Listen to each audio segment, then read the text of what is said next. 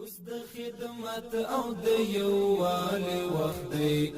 اوس د وطن د جوړونې. د کابل ښار د کارتیشار د الکترونیکي تذکرو ویش څانګې په تېر 1401 کال کې د 40,000 الکترونیکي تذکرو له ویش څخه 19 میلیونه افغانۍ عواید راټول او د دولت خزانې ته یې سپارلي دي. د کارتیشار د الکترونیکي تذکرو د ویش څانګې د عمومي مدیریت سرپرست محمد عظیم خپلواک وایي چې هره ورځ شاوخوا 200 تنه هیوادوال دې څانګې ته مراجعه کوي. په تېر 1401 کال کې تقریبا په شاوخوا د 40,000 الکترونیکي تذکرو ثبت نام مخته تللی ده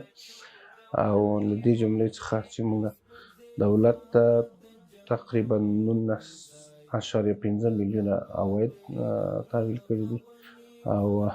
د روزانه دلته چې مراجعین کوم راځي تقریبا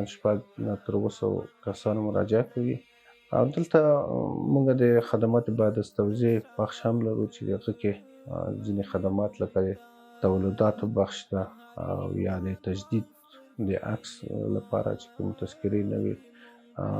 کوم کسان چې د 9 کلنۍ عمر پوره کړي یا د 18 کلنۍ عمر پوره کړي دلته تذکرې تجدید کیږي او ورسره په څنګ کې د مثانه بخش هم لرو. یو شمېر اوسیدونکي چې د الکترونیکي تذکرو د ترلاسه کولو په موخه د ویش څانګې ته راغلي د یادې ویش څانګې له فعالیتونو څخه د خوښۍ په څرګندونو سره په دې ملي بهیر کې ګډون او د الکترونیکي تذکرو اخیستل د هیواد پر وړاندې د خپل مسئولیت ادا کول ګڼي. ما وقتی که تذکره رو میگیریم تذکره الکترونیکی رو ما میتونیم که اگر به خارج از کشور سفر داشته باشیم به عنوان نمونه من خودم سند لیسانس گرفتم میخوام که مصری برم ما میتونیم که راحت از طریق تذکره الکترونیکی به گونه راحت با سهولت بسیار زیاد میتونیم که مثلا ما بسیار تذکره بگیریم به خارج از کشور سفر بکنیم چون تذکره الکترونیکی است برای ما سهولت آورده بنابراین مثلا ضرورت است که برای هر شهروند افغان که تذکره الکترونیکی باید داشته باشند. ما فکر میکنم که همه شهروندان افغان کسایی که در مرکز زندگی میکنن ولی زندگی میکنن باید تذکره الکترونیکی را بگیرن چون از مزایای تذکره الکترونیکی باید بهره بردن استفاده کنن چون امروز مثلا در قرن 21 ما که زندگی میکنیم باید تذکره الکترونیکی داشته باشیم برای از اینکه مثلا مشکلات مردم ما حل شود. الکترونیکی تذکره خو ډیره ښه خو باید دی چې موږ یو بایومتریک شو زغلدام نور ځای ته نه وي د کاغذي تذکره غټه ده او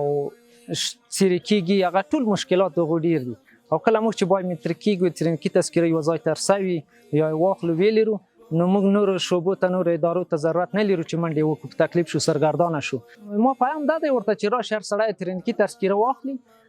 نور مشکلات دغو ډېر اسانه کړي د نظر د کاغذي تذکرې نه کاغذي تذکرې به هر ځای ته وړي کاپیان به اخلي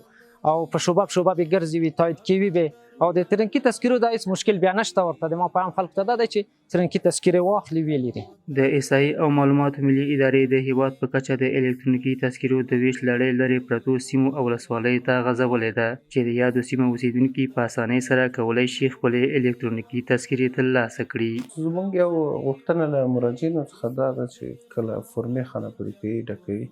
په دقیق ډول ورته متوجه اوسیږي خو دا یې هم دا مسؤلیت لري چې باید خپل فورمه دقیق چک کړي د چک نه وروسته دلته یې راوړي بیا کله چې چاپ ته ځي له چاپ نه مخکې هم دوی ته ورقه ورکول کېږي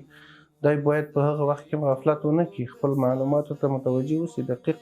باید هغه معلومات مطالعه کړي چې آیا کوم ځای کې کوم مشکل وي په ډېره ښه اسانه توګه زموږ کارمند کولی شي چې هغه ورته اصلاح کړي.